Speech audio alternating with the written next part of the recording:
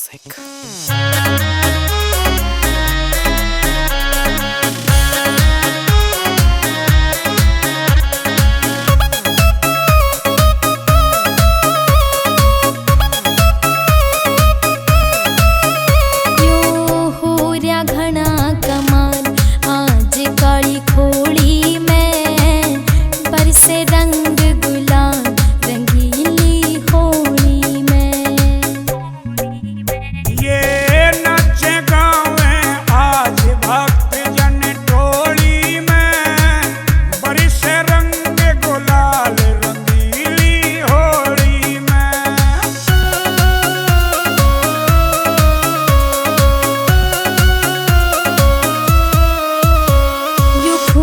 सजाया से मंदिर और धूम धड़का भारी से।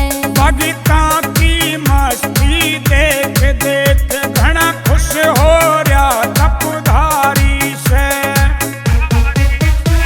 यू खूब सजाया से मंदिर और धूम धड़का भारी से।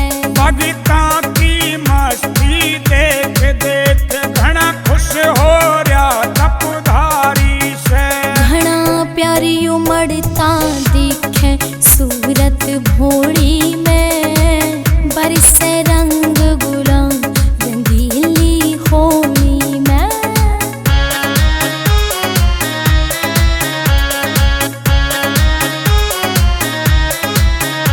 आज ढोल खुशी के बाज रहे और गूंज रहा जयकारा से। भगता की भीड़ लागी भारी, चौगर दे आनंद छाया से।